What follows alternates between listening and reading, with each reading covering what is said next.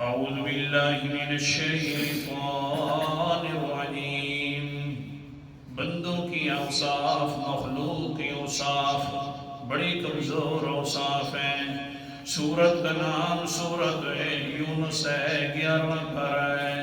اللہ تعالیٰ فرماتے ہیں والذی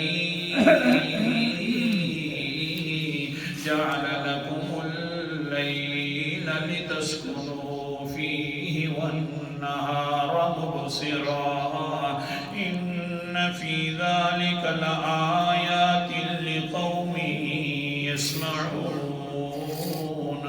آیت نمبر میرے سامنے 66 ہے۔ والذی، وہی ذات مبارکہ ہے نا جس نے بنا دیا تمہارے لیے رات کو تاکہ تم سکون حاصل کرو۔ دن پورا جو ہوتا ہے تھک جاتے ہو کام کرنے سے، پھر پریشانی ہوتی ہے، پورا دن جو کام کرتے رہو۔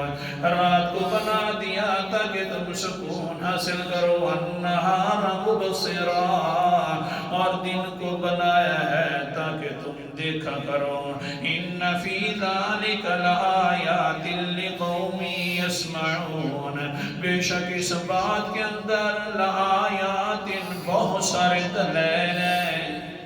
گر تحقائے دلیلہ وریہ ہنے پیائے دے اندر لآیات لقوم یسمعون، بہت زیادہ دلائل ہیں ایسی قوم کے لیے جو سنے بھی صحیح نہ۔ بات ہماری سنے تو دلائل سامنے آئیں گے کہ تم بڑے کمزور ہو، صاحب بھی بڑی کمزور ہیں، اور میں کیا ہوں۔ قرآن مقدس کا انداز، سورت کا نام سورت النحل ہے، 14واں پارہ ہے۔ اللہ تعالیٰ فرماتے ہیں وَلِلَّهِ الْمَثَلُ الْأَعْلَى فِي السَّمَاوَاتِ وَلِلَّهِ الْمَثَلُ الْأَعْلَى وَهُوَ الْعَزِيزُ الْحَكِيمُ۔ اللہ ہی کے لیے اونچی اوصاف ہیں۔ اونچی اوصاف کا مالک صرف کون ہے؟ تھوڑا سا بولو۔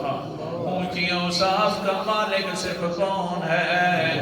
وَهُوَ الْعَزِيزُ، جب اونچی اوصاف بھی میری ہیں تو سب سے زیادہ اونچا غالب بھی میں صرف ہوں۔ باقی رہ گیا دنیا کو چلاتا ہوں الحکیم، حکمتوں سے ساتھ چلاتا ہوں۔